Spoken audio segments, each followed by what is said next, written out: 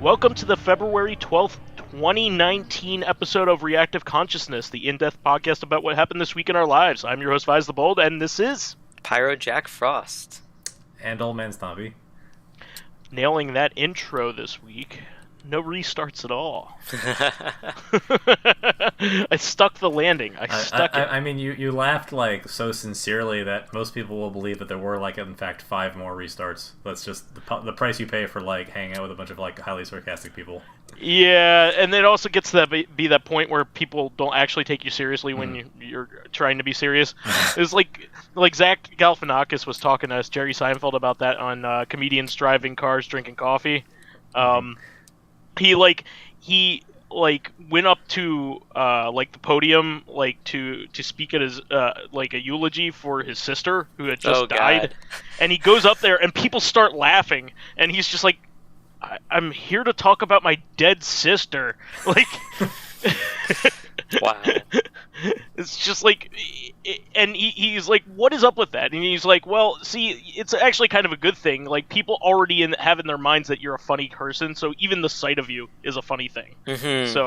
So it's just like when Michael Richards was trying to apologize, for saying bad things, and people were like laughing at him on the Tonight Show, and it's just like, no, you just have funny mannerisms. Like, it's just people when they see your face, they remember you on being on the show, and you were funny.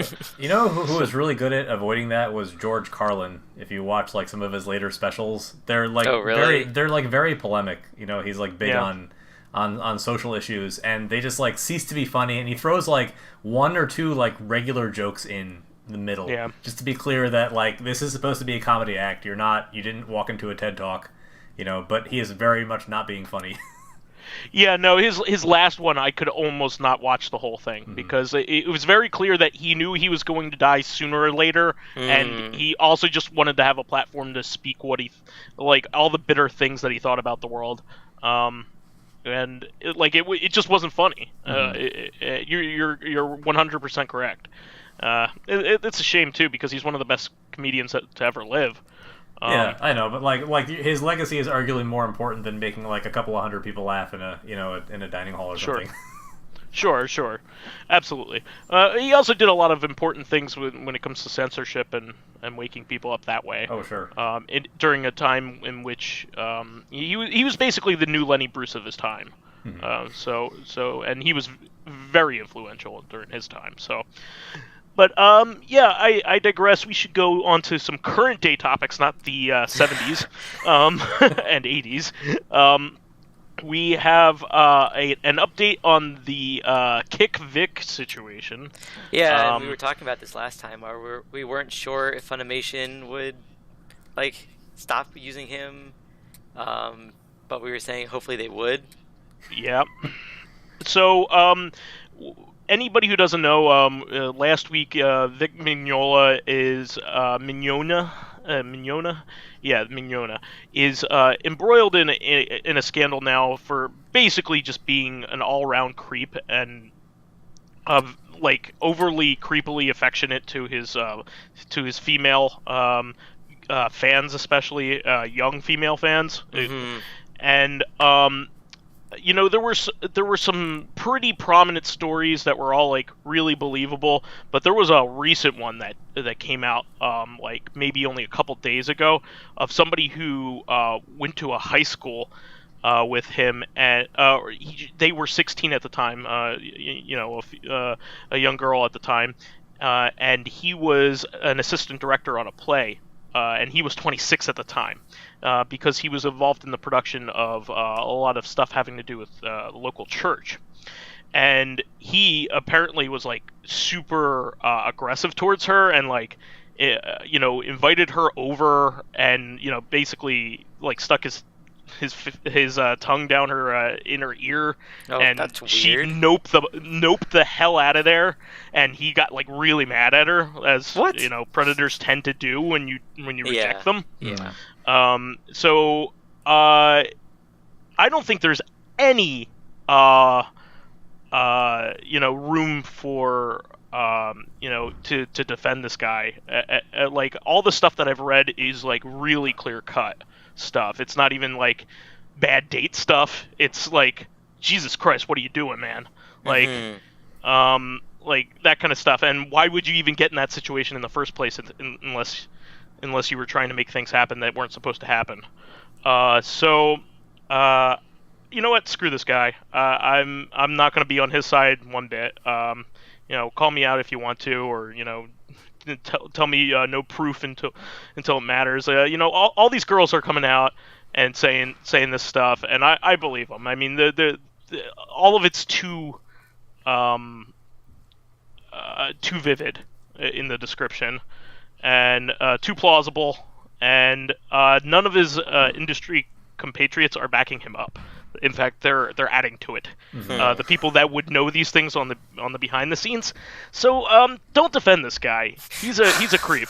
I'm just gonna go out and say it. At a minimum, usually the point of view that I take on this is that you hear these stories of a dozen girls that he creeped out. At the minimum, a lot of those girls you wouldn't blame them if, for example, this girl at the high school play, if she got out of drama and we never heard from her again, she went into a different field and did something else with the rest of her life.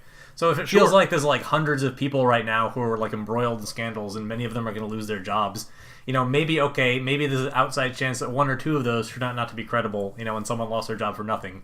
But all of these guys, abused dozens of girls, which means if there's 100 people who were embroiled in the scandal and lost their jobs, there's 10,000 women, who could have potentially gotten kicked out of the field or lost interest or worse, as a result of their actions, and we'll never find out what kind of art they would have produced because they became non-entities. So I feel bad for them more than I feel bad for Vic or any of these other people. Sure, and it's clearly that this is systemic and a behavior. It's one thing if maybe he treated somebody poorly and then learned from the situation and never did it again, said, you know what, maybe I just did the wrong thing that time. But it's very clearly that he has been doing this for a long time, and it hasn't been remorseful about it until he's been caught. I haven't even heard any remorse from him to begin with, or if he's reacted to any of this directly.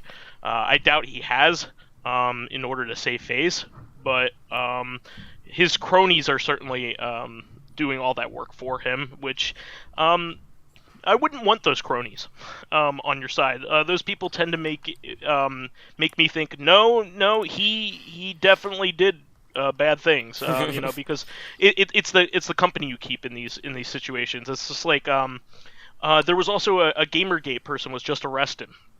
I forget her name. She's a porn actress who's a prominent gamer-gator, and she got arrested for molesting a child under 10. Wow. Yeah, awful shit.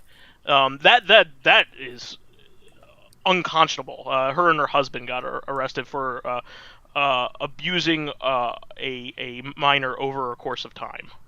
And the stuff that I read about what she did, I'm not going to repeat it on the air. You could go on there, but there's detail about what was done, which is disgusting. So some people are horrible. I mean, I personally don't know what goes through some of these people's minds when they think this is okay. It's I just think they have such an ego about them that they don't think they'll that they have such control over the situation and that no real rules apply to them. Especially when it's to somebody who has far less power than they do. In this case, it's a child.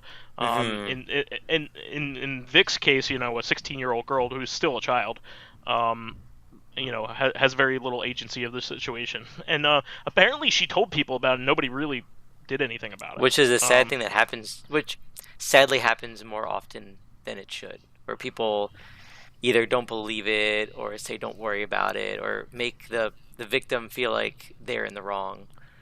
It's just some awful shit here. That Gamergator, I don't know her name off the top of my head. I wish I. You know what? I'm not going to repeat. I'm not going to give them any publicity. But I'm sure if you've been following news, You could look that up, but screw both these people. I don't want anything having to do with either of them, and I don't support them in any way.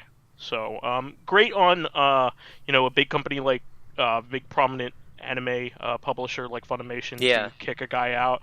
And one of their prominent people at that. He was the main character of Full Metal Alchemist. Well, I mean, he's also the voice of Broly, if I'm not mistaken. Broly. That's probably why he's most recently been in the news, because they just released another movie, actually bringing Broly into the actual canonical Dragon Ball Z universe. So if they really wanted to go all in... Oh, it's canon now. Yeah, Broly is now canon. That changes everything. And supposedly the storyline's not bad, but if they really wanted to go all in, they'd take the movie out of distribution for a while and redub him out of it or something. But I guess baby steps. Yeah. At least they made a move, maybe and during a time in which it could be disastrous for them to make the wrong move, right? Mm-hmm. So they're doing the right thing. To begin with, they're like you said, baby steps. They're doing the right thing up to that, but really they should have been listening to these people all along. I think they're reacting to the social outcry rather than this kind of the goes actual thing. Into what I was talking about last week, where I mean, the reasoning they're gonna say is for the fact of what he's done, but because it happened so late, it's obviously because they don't want to lose money. Off the people who won't buy their stuff if they know that he's still with them. I mean, the social pressure is a good thing. The social pressure is a good thing in the end. I mean, you could say what you want about it, but if it weren't for this and putting pressure on these powerful entities, they wouldn't do anything. They would just do whatever the fuck they want. That's also a very good point. Good on them. Good on the people coming forth and telling these terrible stories. Getting their voices heard. I'm very sorry that it happened to them. Absolutely. And wish it hadn't. But I'm glad that you are coming forth and sharing your story to make sure that people like this don't continue on. And maybe in the back of somebody's head who's thinking about doing this kind of crap, reads this kind of crap that's happening to these guys, and maybe gets them to wake the fuck up. But I could go on and on about this kind of stuff, but I think our audience really knows where the three of us lean in terms of this kind of stuff. It's not a and I would say not just the three of us, but everybody who's ever appeared on this podcast for the most part. Absolutely. I mean, you're friends with people who think a lot like you. Most of the time. Maybe you have some outlier friends that think very differently, but we hang around each other quite a bit. Too much. Yeah. So I will move on, but it's a terrible thing that we even have to talk about this kind of stuff. I do have to say that. Anybody else have anything else to say or anything to add? Because it is an important subject, so I want everybody to be able to say what they want. No, I mean, I said my comment earlier. I don't feel particularly bad for Vic at all. I feel bad for the people who you victimized. Absolutely, and that's it. Okay, which is very fair. And I'm right there with you on everybody who's ever been victimized and bullied out of doing something that they love and contributing, due to systemic reasons. So this is pretty big. Xbox Live is coming to Nintendo Switch, iOS, and Android. The noticeably missing thing is PS4. I mean, surprising but not surprising at the same time, based off of the incident with Minecraft and whatnot. But I don't think it's on Microsoft's end. It's on Sony's end. That's what I mean. It's Sony. Same reason with Fortnite and Minecraft and Sony. Whether or not it's because they think they're better or for whatever reason they come up with, I don't find it surprising. I find it funny how it's still going. I actually find it interesting, what the purpose of this is going to be for. I've been hearing about this in several outlets, and I agree with what I'm hearing a lot is they should should have or should maybe come forward with an example of what this might look like, because otherwise I have no idea what the point is. I understand what it is. Or at least I have a really good guess here. So a lot of games have been going cross-platform in terms of being able to play people from other platforms in terms of multiplayer. And what I think they're doing is very smart. They're basically allowing you to integrate your friends from all of your devices, all in one place, which is really, really a smart idea. And Microsoft is more and more becoming the the liberal kind of institution, in that they are they're doing open platform kind of stuff in order to gain back favor from all the people that they pissed off back in the 90s and early 2000s. And as a result, they're taking a more open approach to things. Like, they have far less exclusives than they used to. In fact, I think maybe the only exclusive they have planned this year is Crackdown 3, which is actually coming out like next week. And everything else, almost all their games that they helped develop are on Windows. Actually, no, Crackdown 3 is on Windows as well, so that shoots that down. So I think the Sea of Thieves is probably the last exclusive that they're probably going to make, unless they release another Halo game on Xbox One, and even that I would think is suspect at this point. So I would say that games like Fortnite, Apex, which I talked about, I will be talking about a little bit later, as well as other games like that, PlayerUnknown's Battlegrounds, and also Rocket League is another prominent cross-platform game. All of these games are contributing to a community that really didn't used to exist. It's a cross-platform community across not only just consoles and computers, but also mobile devices and tablets. So it's a full-scale integration of all of these devices for people that want to play these games in these multiple ways. It's very, very smart. And I think that's what they're doing, and they're mainly doing it, I think, for support right now. But you never know; they might even work out a deal where they could sell games or other features, that kind of thing, as long as the the system holders get a cut. Like Nintendo gets a cut every time you buy something on their service. I'm sure they wouldn't care, that kind of thing. So, especially with the way Nintendo has been lately.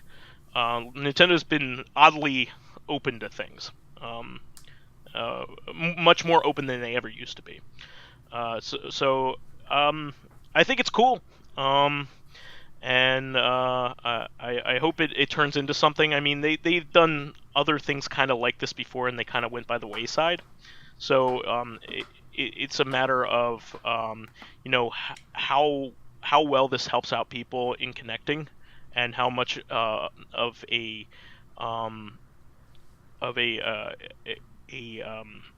advantage it is to using this service this way. I think it is how it will be. But who knows? Eventually, we may just have different services. It's kind of like we do now on PC. That you'll be able to use on multiple different types of hardware. Which will be interesting. We'll have like a Nintendo branded service. You'll have a that can run on this and this and this. You have a a Valve service that'll run on this and this platform. Some of them will run on the same platform, hardware, that kind of thing. I mean, Sony does this now, right, with PS Now. Right? I think we're not that far removed from the point where we don't really need to buy console hardware at all. We just buy a set-top box of some kind. It's not like it really, like, we're hitting the the asymptote on console power. Like, the diminishing returns that you get from a more powerful console in terms of like the resolution and the color that you can display on your television that's actually like visible and sensible to the human eye You know, like I'm not sure how much deeper there is to go until you get into like virtual reality, which is also like a place that like most major gaming companies are trying to get into right now. As a general rule, like I feel like I wonder if this is a big transitional period for Microsoft. You know, they've largely not succeeded in penetrating the mobile market. You know, their market share is tiny compared to Android, Chrome OS, Apple. You know, so I can't really predict what their business strategy is going to be. You know, like you mentioned, they're notorious for being extremely cutthroat in the mid '90s. You know, forcing PC manufacturers to carry Windows, carry Internet Explorer, eventually force a lot of these other manufacturers, these other software companies, out of business. You know, to become the dominant operating system manufacturer for like a decade until Apple overtook them recently. So this is I think Microsoft actually might have pulled ahead back. This is something they really need, you know. At least, not that I'm particularly attached to Microsoft's success, but if they're looking to, you know, tell something to their shareholders that they're still going for, you know, some form of expansion, like I think this is something that's necessary. I think they need to offer something which other companies don't, you know. And one of those things is availability of your friends list. That was their bread and butter. That was what like got them on the map when the original Xbox came out. They were the first company on the console to offer a very compelling and like, you know, a mainstream brand from which you could play your friends online, right? Like the Halo games were a touchstone. Absolutely. So, like, you know, you play to your strengths, right? Xbox Live is synonymous with online gaming. So they've been doing a lot of other interesting things too. I mean, they bought GitHub only about a year or two ago, and they haven't changed the model. They've bought Skype even before that. They've changed the things like with Skype, but they still haven't changed the fundamental you know, function of it. They've added stuff, but they haven't really taken much away. They made it. I'd actually forgotten the GitHub thing, which is funny to me because GitHub is a product of Linus Torvald, the inventor of Linux. So to see his like brainchild now owned by Microsoft is like kind of ironic. I think they bought Red Hat too, which is another, which is basically technical support for Linux. They're since Red Hat is a, I mean, since Linux is an open source, you know, operating system, you know, companies that use it have no place to go to if they have trouble. So Red Hat is one of the major contributors of code to Linux, and also you know, provides. Oh no, it was IBM. I'm sorry, IBM bought Red Hat, which is a big deal. For $34 billion. They just got out of money from nowhere. But anyway, I should say that they're looking into stuff like this, more open kind of stuff, in order to, you know, have a presence and also be able to you know, monetize parts of it. You know, if not the major part of it, parts of it, and maintain relevancy.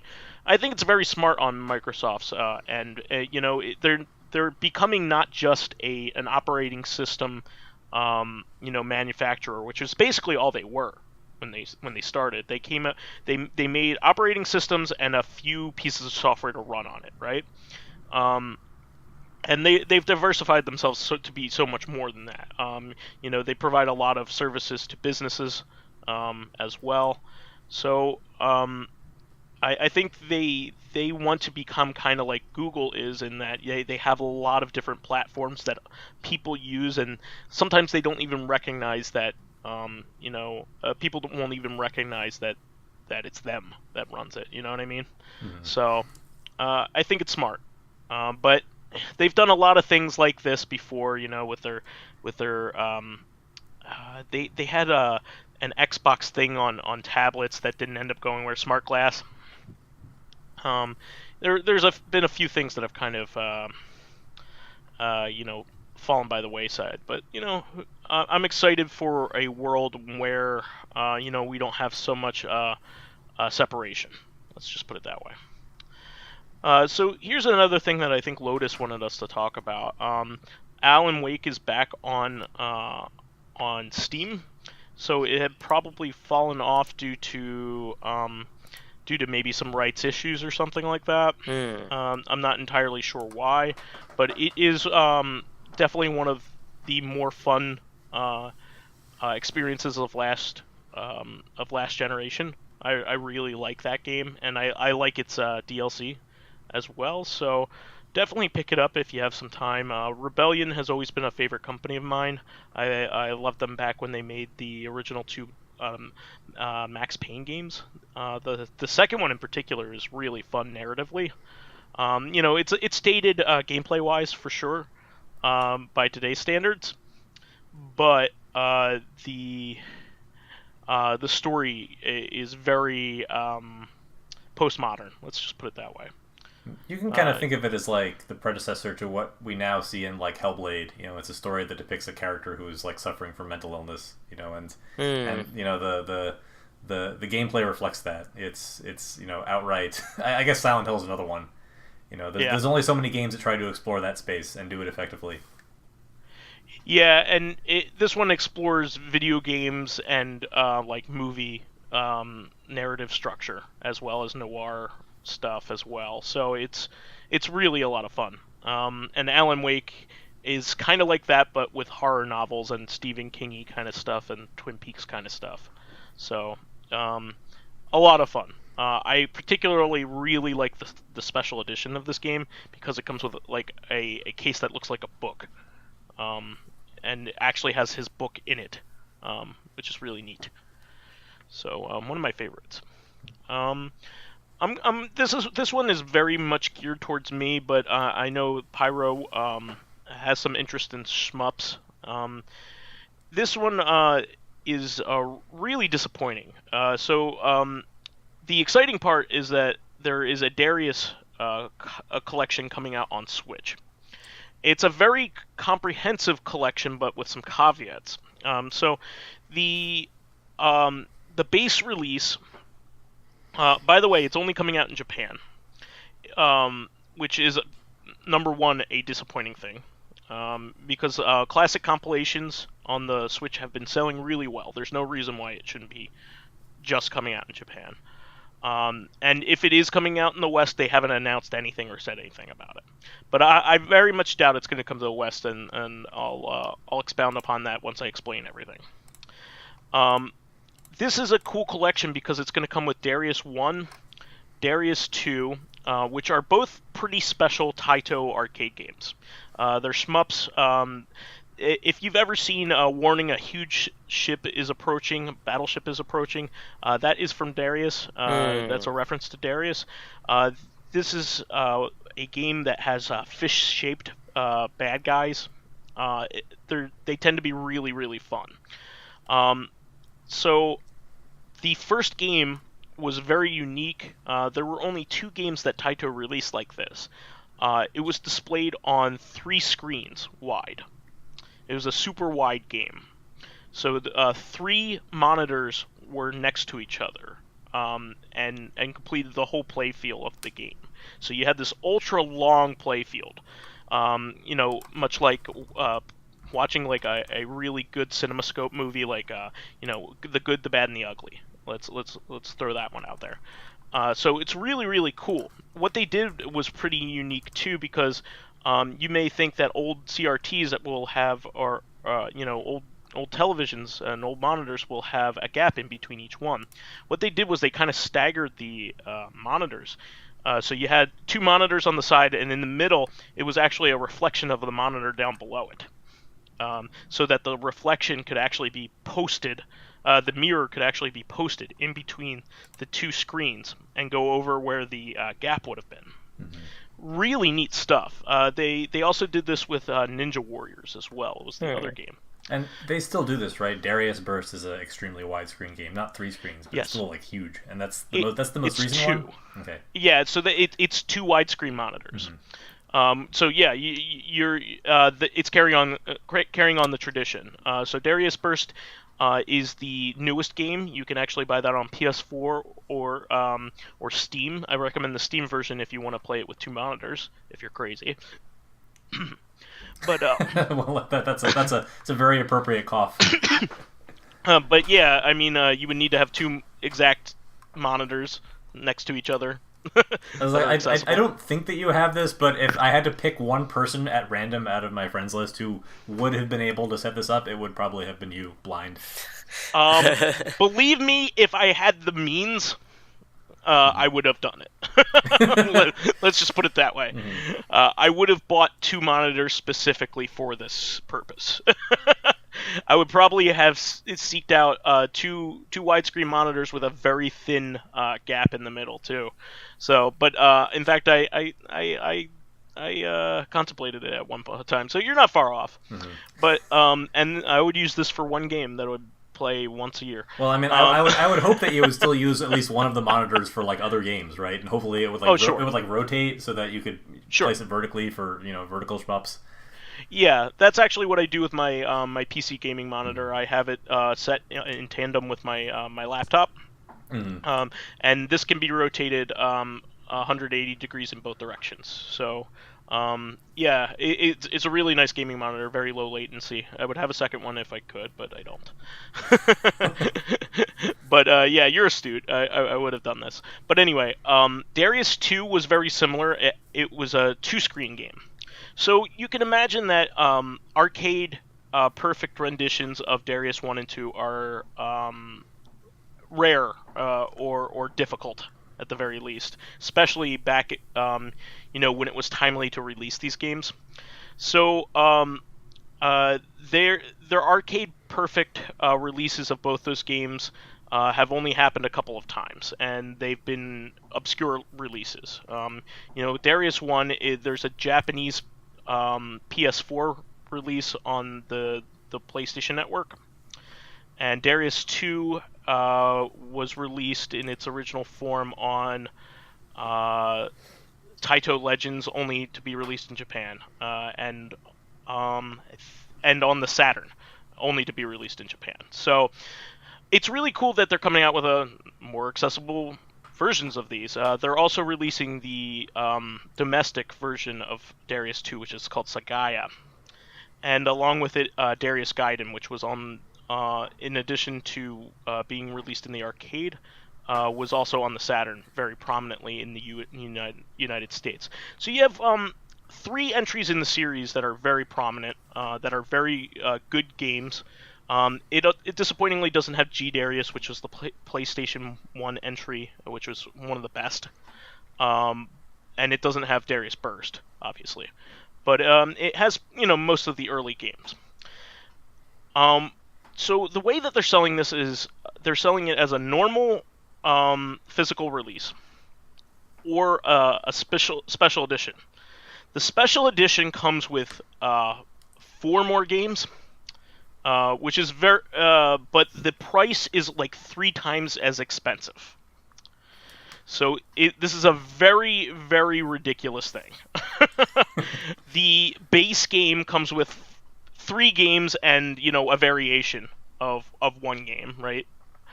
And the limited edition comes with a bunch of other games. It comes with Darius Twin and Darius Force, which were the 2 games that were on, also known as Supernova, the 2 games that were on the Super Nintendo. And ports of Darius 2 that were on both the Genesis and the Master System. And a port of Darius 1, it's like a boss rush mode that was on PC Engine that was very rare. So you get a very comprehensive collection here altogether, but you have to pay $150 for it. That's number one. Otherwise, you get only half the games, and it's $50. But I mean, the special edition does come with some cool stuff. It comes with a CD, and Darius is known for its offbeat, like jazzy soundtrack. So people will buy vinyl of vinyls of this series, because the music is really unique. It's very jazzy. Mm-hmm. It comes. Oh, go ahead. Yeah, I've played Darius Burst. I have it for the Vita, which is probably the worst system to have it for. But yeah, I kind of bought it on impulse because it was on limited run games, and I really like my Vita. But now I can barely see the ship But I've always sort of tangentially liked the Darius series ever since I saw, I think Darius Twin is the Super Nintendo one. Correct. It's the first Super Nintendo one. Yeah. That looked really cool when I saw it the first time in Nintendo Power, but I'd never really been good enough at shmups to really feel like I was invested in it, and play it sometimes in emulator, and get frustrated in the second or third stage, and then go back to watching it on YouTube. But it's a lot of fun. Yeah, these games are great. So each game kind of has a gimmick. The first 2 games are pretty similar. Darius 2 has slightly better graphics and a different layout. But Darius Gaiden is cool because you can take over mini bosses by shooting them in the correct spot several times. And Darius Twin was just kind of a console-only release, and so was Darius Force. So there's something to be said about all of them. And they're all a lot of fun, but it just stinks that they're being released in such a exploitative way. I mean, they are releasing it with an official collection book with interviews and stuff like that. But of course, it's only in Japanese, so only super fans will really want it, and people that can read Japanese. I cannot, so I'll be looking at the pictures when I get it. I have this on pre-order, by the way. I'm not happy. But and so much as you're ever unhappy about anything, buying a video game. I'm buying it because I'm gonna specify what's going on here. It also comes with a miniature acrylic marquee, which are like the panels that they would put on top of the arcade game. So there are some physical goods involved. So it's not just the game content that you're paying extra for, but what people are mad about is, first of all, these extra games, starting with the Famicom games, and the Master System, Mega Drive, and PC Engine game, are DLC that you can only get if you buy the special edition box. The other big problem is that they're not selling this game digitally at all, which is insanely weird. Well, yeah, why is that? Nobody knows. So Square Enix owns Taito now. So if you can find out, if you could guess what company is going to be really weird about stuff this day and age, it's usually Square. It's an insane business decision. So Switch is known very well for being very import friendly. So much so that you can make a Japanese account very easily and buy games easily that way with your PayPal account. Most online services in Japan don't allow you to use PayPal like they do over here. So it's not even that easy if you want to buy a PS4 game, let's say, online.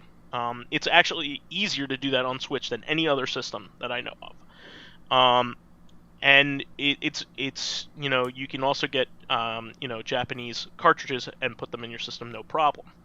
But so a lot of people were thinking to themselves, hey, I want to I don't want to buy even the the physical one because it's a pain in the butt. You have to go to a retailer like Amazon, JP, or PlayAsia and pre-order it.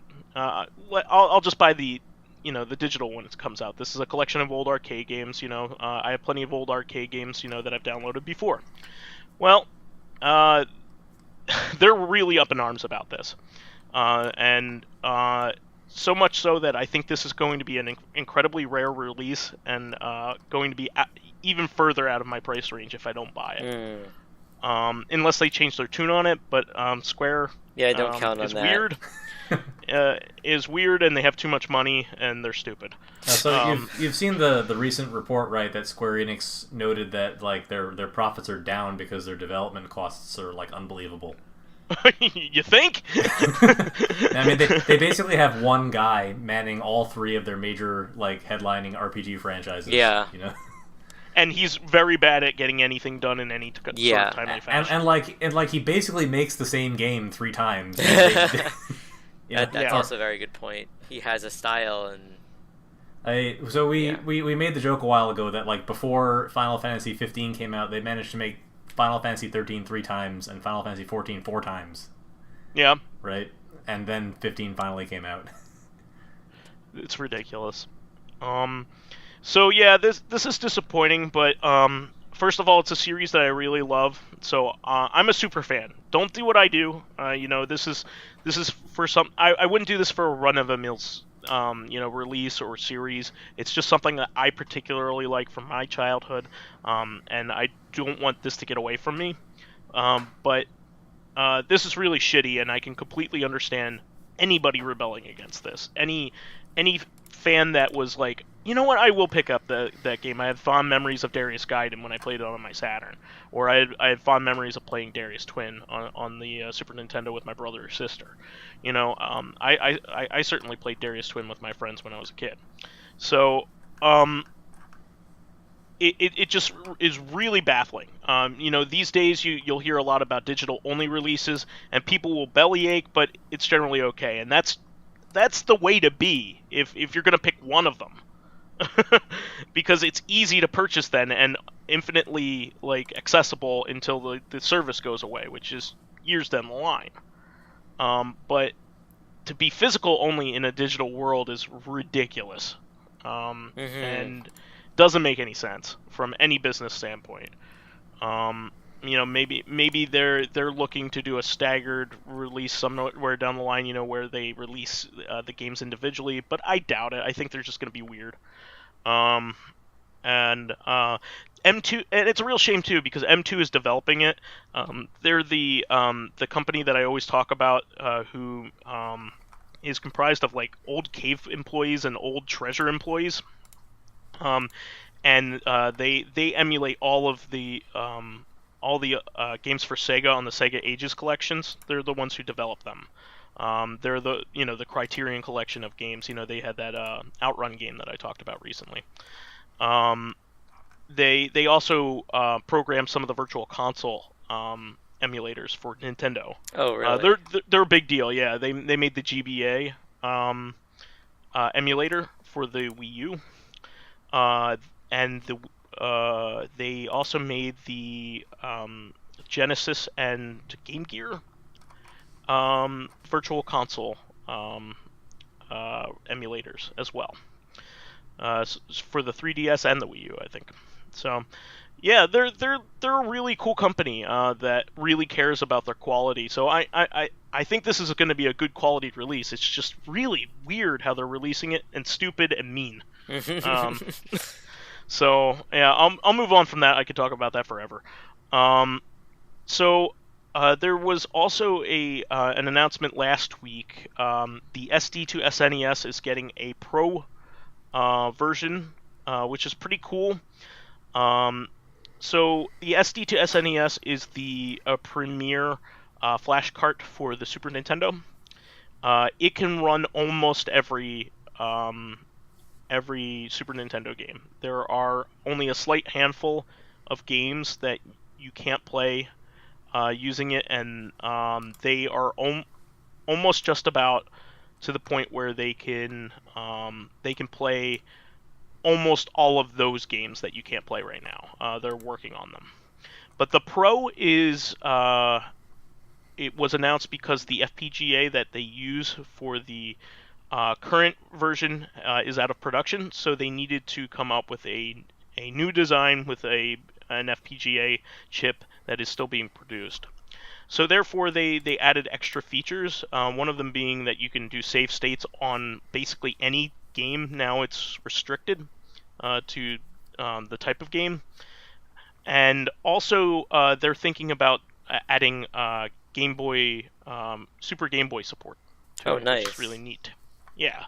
So just a quick upgrade. It certainly isn't an essential upgrade. I already have a Super Game Boy plus a flash card that I could put into that. But it's still really neat to add more functionality to something that's already great. Moving on quickly, there's also the new Hollow Knight DLC. I think this is going to be the fourth pack of DLC. It's going to be unveiled on Thursday. Yeah, and I heard this was the first paid DLC. Yeah, it's supposed to be a major one. So this is the Hornet DLC that people have been waiting for. Mm-hmm. Hornet is the major other NPC in the game. She is like your foil in the game. It sounds kind of like Shovel Knight, where like one of the first big DLCs you played as. Which Plague Knight? Plague Knight was the first 3 DLCs, where there were Plague Knight, Spectre Knight, and King Knight, right? Yeah. Yeah, really cool stuff. She is a frenemy in the game, but not really an enemy. But she has a unique fighting style too, so it'll be probably a lot of fun to play. I'm a big fan of Hollow Knight. I know that OldManStompy is as well, so I'm sure we'll both be looking forward to this one. Mm-hmm. My general policy these days, it's very hard for me to go back to a game that I've already kind of like finished and put on the shelf.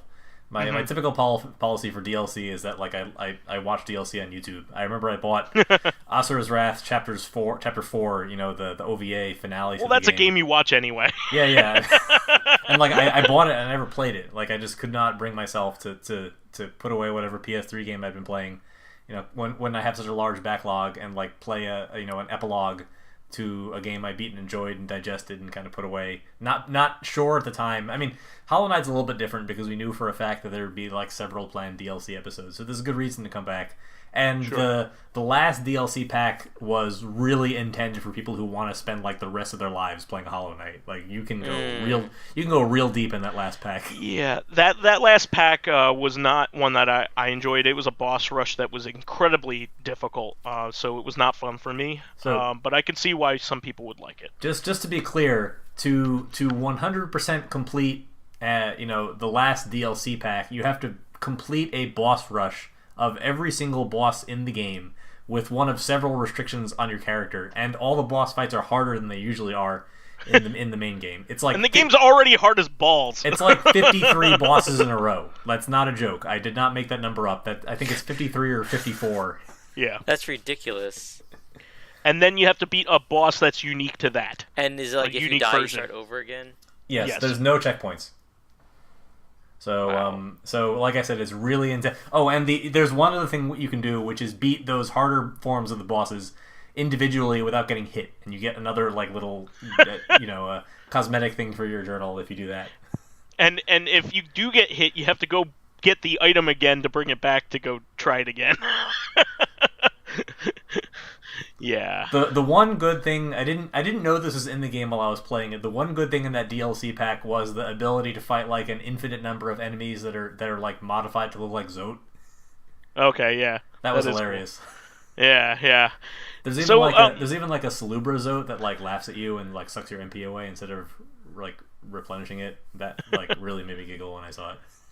I liked everything about this game and wanted to beat the crap out of it until this very point. And I beat the Path of Pain, which is probably the hardest sequence in any game that I've ever played ever. And this boss rush is probably harder than that.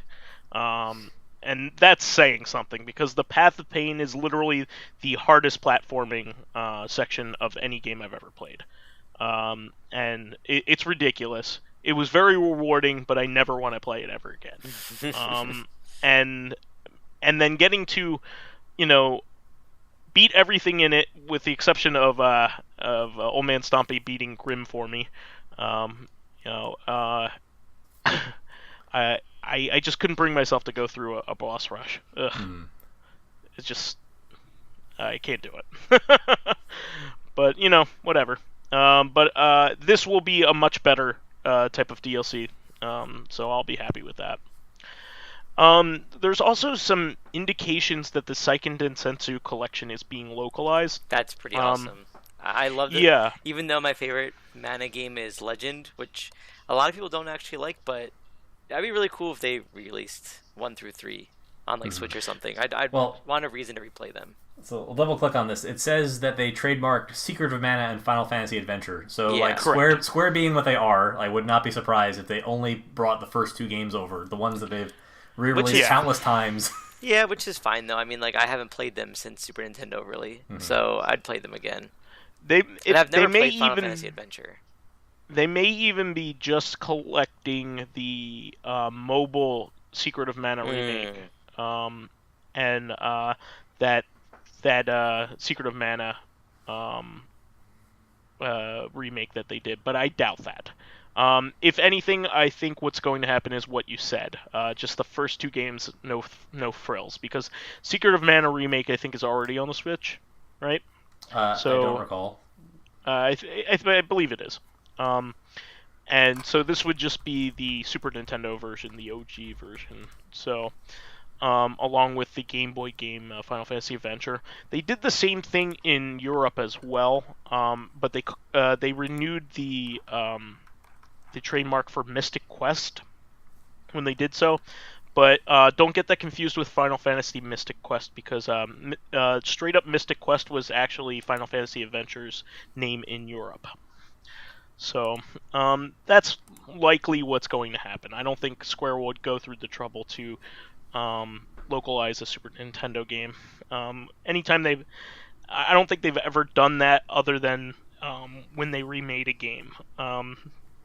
So, for instance, the original Front Mission was finally localized because they remade it for DS. Mm-hmm. But I don't remember them ever doing that and going back to an old ROM and hacking it. Which is weird, because Seiken Densetsu 3 is one of those like real odd black holes. It's a game that and like Terranigma, or like the 2 really big like Super Nintendo games that the companies that have made them have had like many opportunities to bring them over to America. Of course, Terranigma was released in Europe.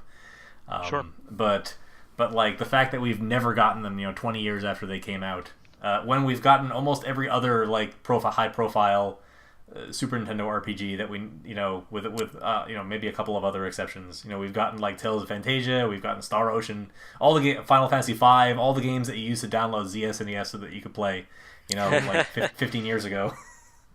I mean, the major holes in for these are Seiken Densetsu 3, like you said, and Terranigma, and I would say Mother 3. Mother 3 is like the other big one. Yeah, but that's a more recent game, right? And like that has like a really troubled development history too. Sure, and it has a lot of problematic themes for a very conservative company. The translation effort, you remember, was like semi-legendary in the fact that it was extraordinarily difficult, to implement the variable with font.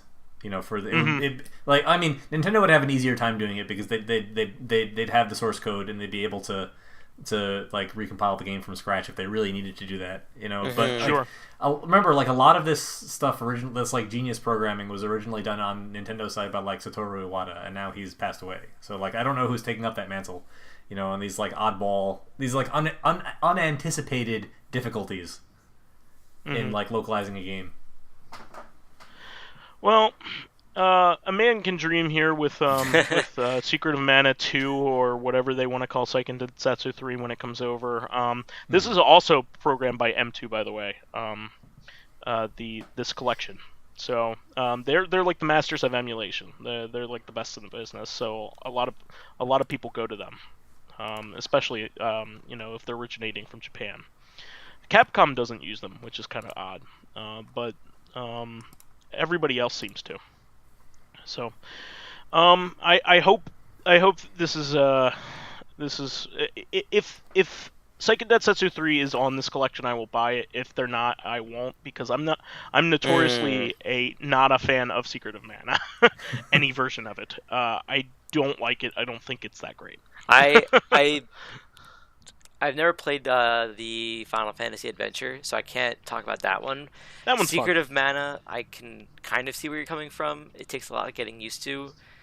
Secret of Mana 3 was pretty good. It was a good evolution of 2. Like I said, like I'm a huge fan of Legend of Mana, and then all the other Mana games after that were utter shit. Because it's like, I know that Square is... it's typical for them to be experimental. Like all the Final Fantasy games are kind of experimental, but the Mana games I think are like crazy experimental in a way that's like each of them are like way too different from each of the other ones, that it feels like the world, it's in the same world, but I don't know if I'm going to get a game that it's like what I like, because I think one of them, Children of Mana, was like a tactical RPG. Yeah. Heroes of Mana. Like Children of Mana was probably the closest game that they've made to a regular Secret of Mana game in a while. That was I want to say DS, but it was more of like a dungeon crawler, like a Diablo style Secret of Mana game where you like ran through a randomized dungeon and the combat was like Secret of Mana, but there was like almost no storyline. And then there was a Mana game for PS2 as well, right? Oh my god, that was a disaster. Oh, that one was horrible. I remember I was watching a friend play, and it was an hour in, and I'm like, why are you still playing this? And he's like, I don't know, but now I feel like I have to beat it. And I'm like, so I feel bad for you. I bought Dawn of Mana when I was on vacation, like very early in the vacation, and like I bought the guide with it, and I was reading the guide, and I thought the game sounded so cool, like because it's supposed to be like a physics-based action RPG. Oh, you poor sweet child. Where you like can throw the enemies around and like rack up combos and like beat everything up, and it looked so cool. And then I got home, and it just like, what a downer. Like, you know, coming home from vacation is already a downer, but coming home from vacation and finding out that one of your souvenirs is like actively poisonous, you know. That's really funny. That sucks.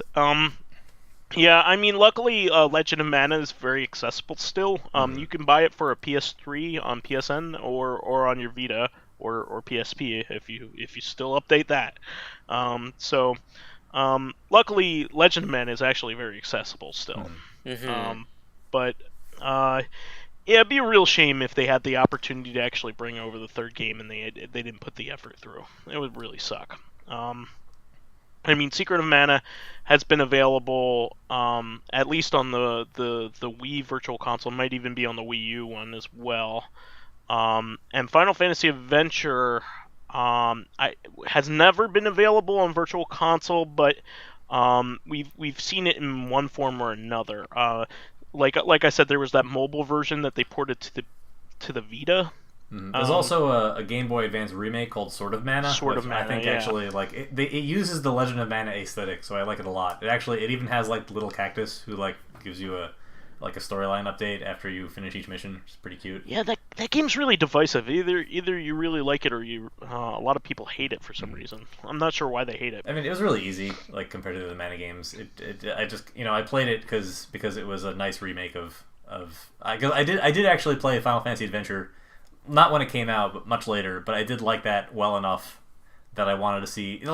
I like the Mana universe a lot. I like their art choices. I'm like Pyro. My favorite is Legend of Mana. I liked Secret of Mana, but I was surprised to learn that other people liked it a lot. You know, if that makes sense. Like Legend is a weird game too, but it has a lot of fans. It's very like.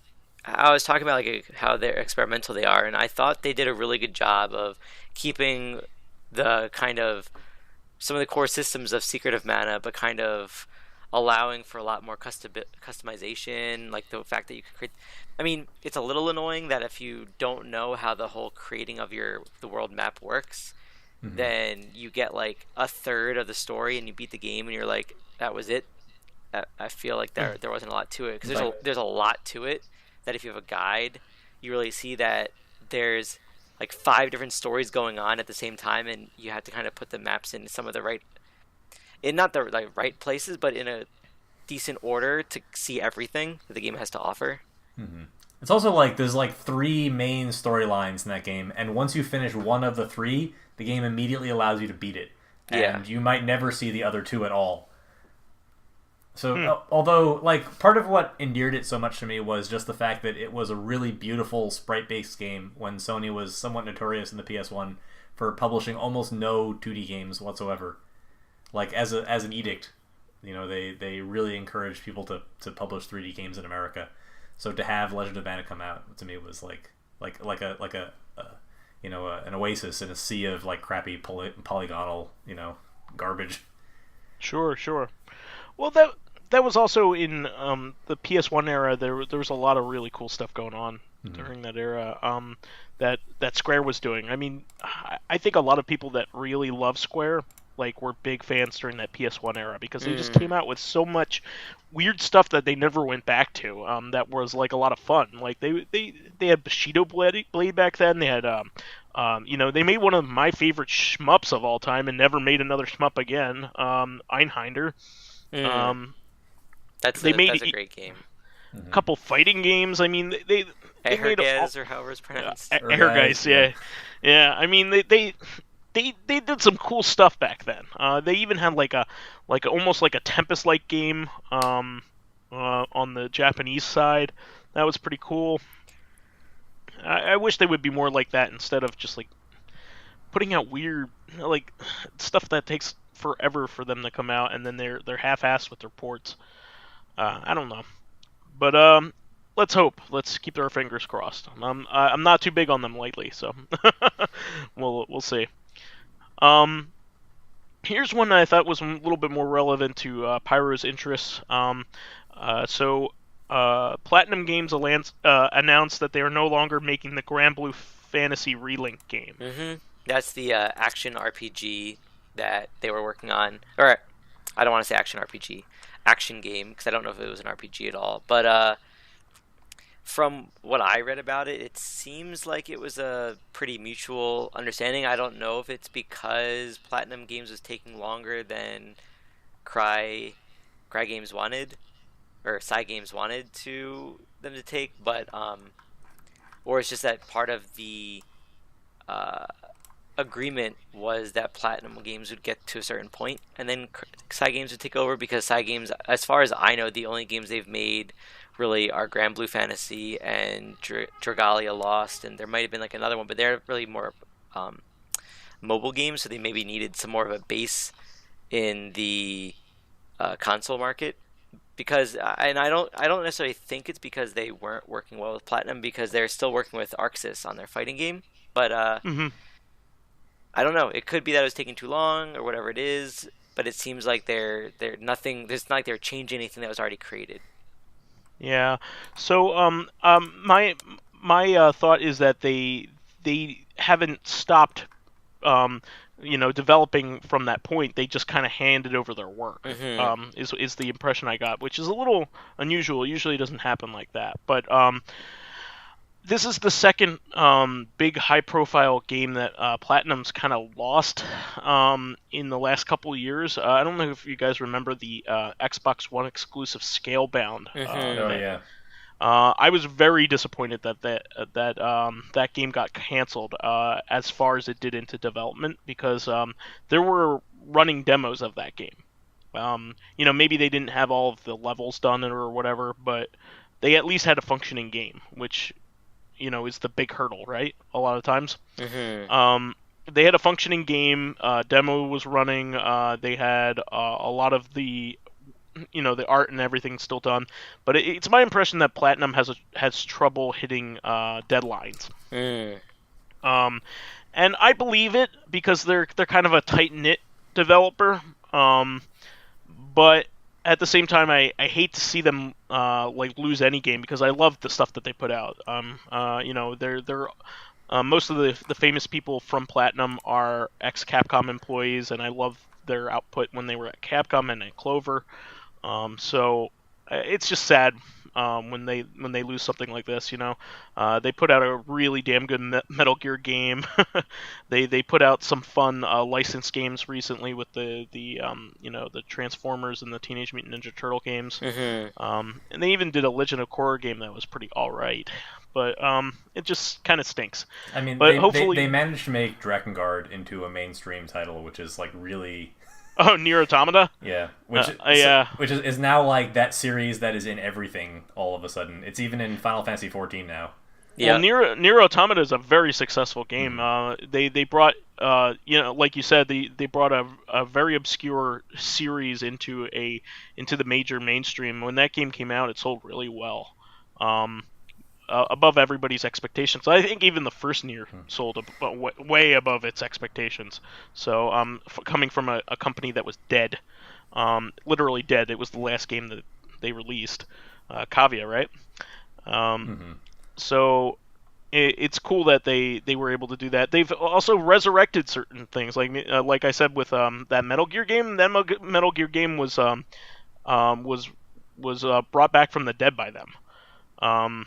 It had died in development hell in Konami internally, so that's a shame. I hope they hope enough of their work will shine through in the new game. They're still working on Bayonetta 3, to my knowledge, so we could probably still look forward to that. But whenever that releases, they probably have a blank check from Nintendo that just said, "Hey, make it good." So that's a shame, though. The only other thing I really wanted to say this week is, and this will be quick, is apparently Apex Legends is really fun. This was a game that was released by Respawn, the original makers of the Call of Duty games. And they were Titanfall. Infinity Ward. Yeah, and this is actually part of the Titanfall universe. No, it's not. I thought it is. It is. It's 30 years in the future. Oh, yes. okay. I looked it up.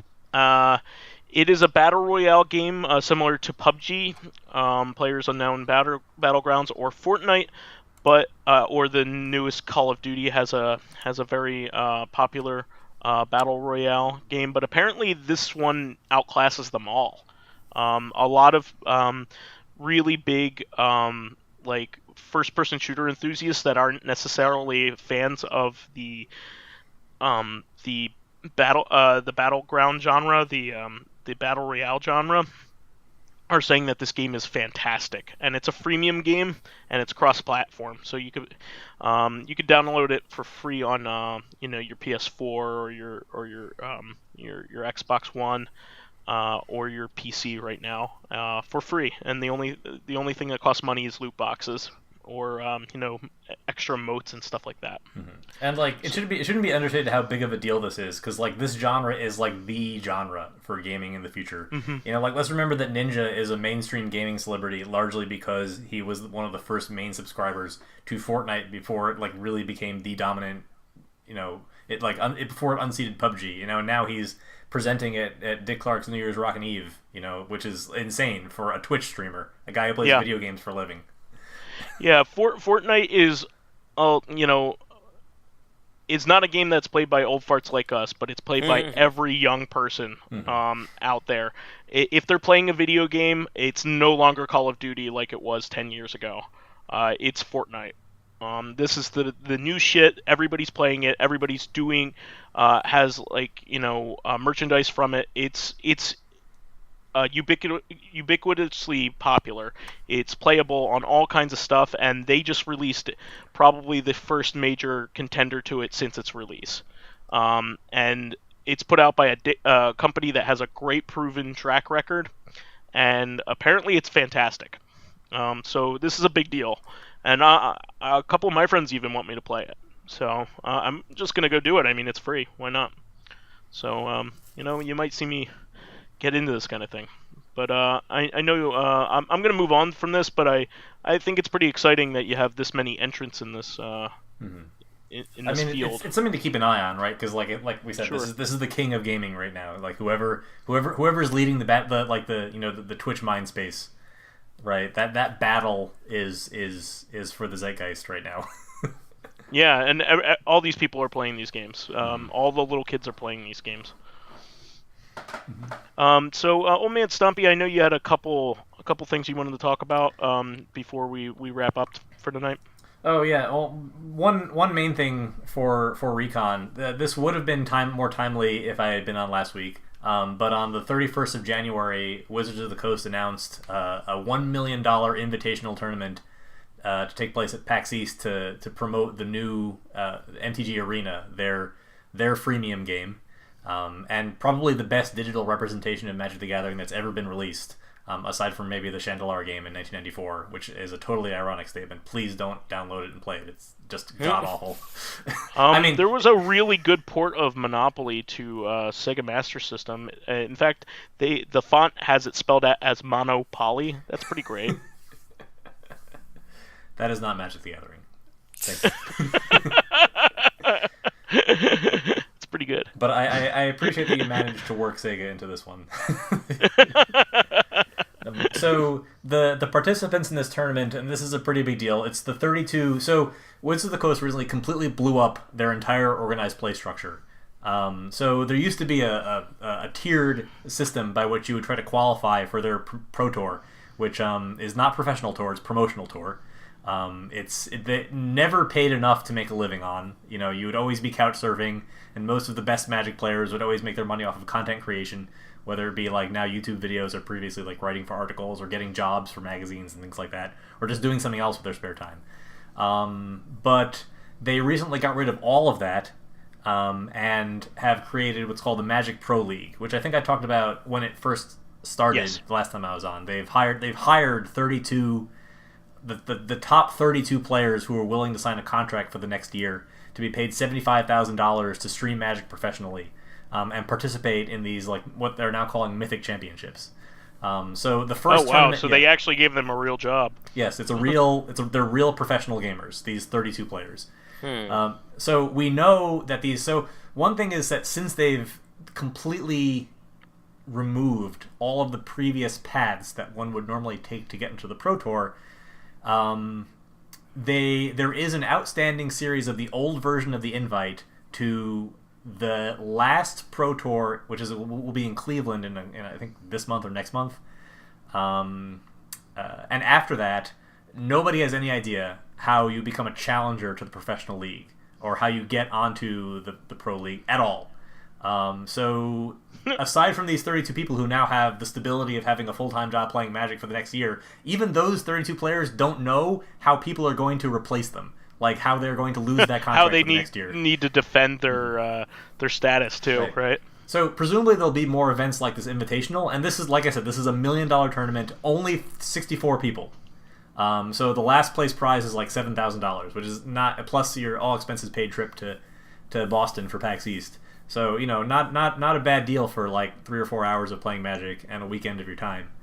So the rest of the field, aside from these 32 players, are like a selection of 24 Twitch streamers and personalities in the Magic community, and then the top 8 players from Arena on the constructed ladder, which is a pretty big deal.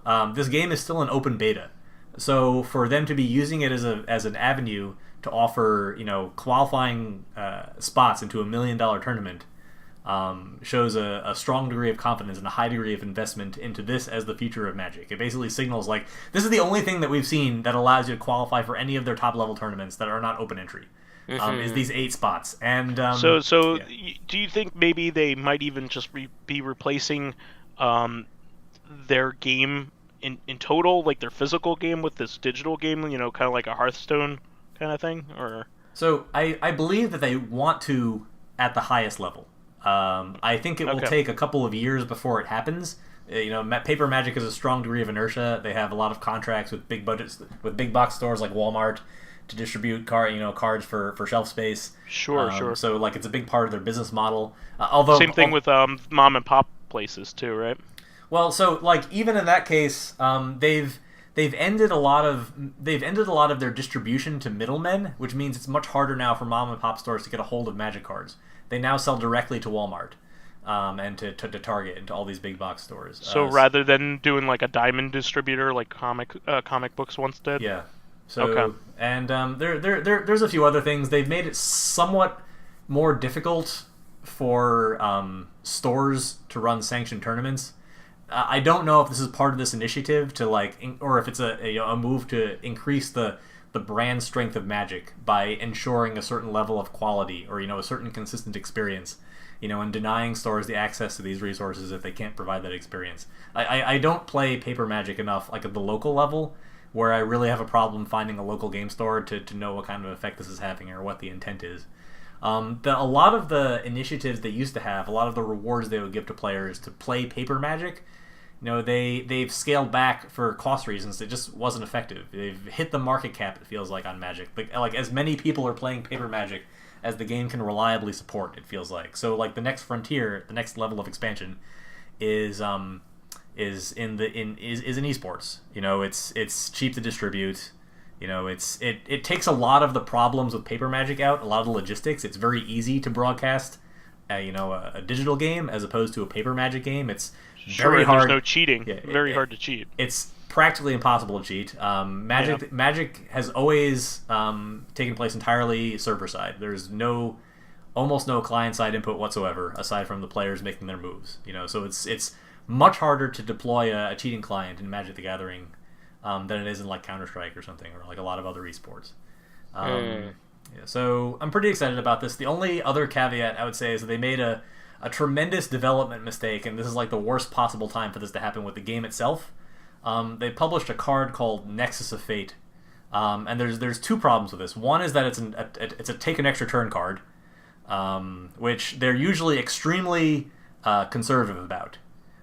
So, one of the most famous cards in Magic history is called Time Walk. It costs 2 mana and let you take an extra turn. It's like ungodly powerful. It's way too little of a resource investment to get a whole extra turn. It's profoundly broken. Nexus of Fate costs 7 mana, but it's the safety valve they gave themselves was that extra turn effects used to exile themselves. They would be removed from the game, so you'd never see them again once you cast them once.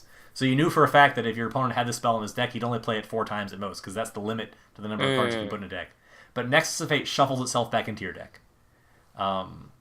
which means that as the game goes on, you can actually pretty easily build a deck that can just find one of your 4 copies of Nexus of Fate, gets shuffled back in, and then on your next turn, you're quite likely to find it again. Or you play 2 or 3 of them, and now you've got 3 turns to go find another one, and as your deck gets smaller and smaller, eventually you just have Nexus of Fates. And if you're taking all the turns, not only is it incredibly boring for the opponent, but it's basically impossible for you to lose. Yeah. And that's so, you can imagine you've got your game on, the biggest spotlight that it's ever going to have in this, tremendous tournament they're putting a lot of money into investing into. And, one of the dominant strategies in the current metagame is just to play a deck that takes every single turn and makes it impossible for your opponent to do anything. They just sit there and watch. And, people are going to tune in and they're going to see people playing this deck. There was a streamer in the Pro League who actually... it's like 2-player Uno. Yes. The old Magic the Gathering online clients had a chess clock system where, it would you only had 30 minutes of time to make all of your decisions. And so eventually you could use up all of your time even if your opponent wasn't doing anything in timeout.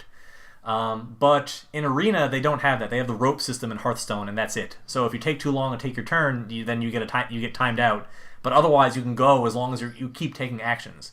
So there was a player in the Magic Pro League who stayed in the same game for over 2 hours because his opponent just kept looping Nexus of Fate over and over again and never allowing him to take a turn. And he could have conceded, but he stayed in the game with the express purpose of demonstrating to Wizard staff this is a serious problem, that you can get locked in a game and have no recourse to get out besides concession at a time when everybody is grinding to get one of these 8 spots to go to the Mythic Invitational.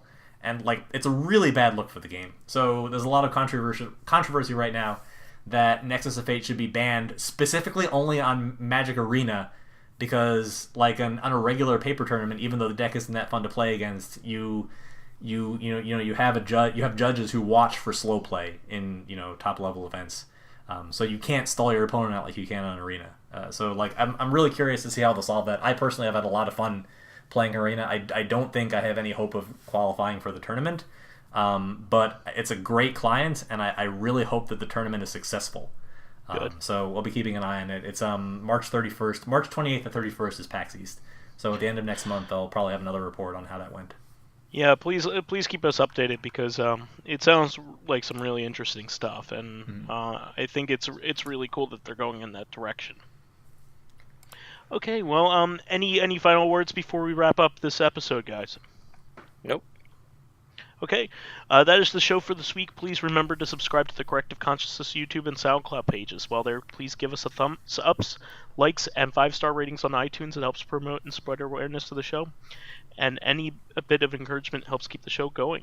You can also catch us on Thursdays for our sister podcast, Corrective Consciousness, the podcast where we explore the inanity of pop culture. Finally, you can find me as vysethebold on Steam, PSM, Xbox Live, Twitter, Switch, and Battle.net. And you can find me as PyroJackFrost on Steam, PSN, Switch, and Battle.net. And you can find me as OldManStompy on most major gaming and social media networks, especially Magic the Gathering Arena, so feel free to give me a challenge. Sounds great. Well, we'll catch everybody for a new episode of CoreCon later on this week on Thursday. See you then. Bye, everyone. Cheers.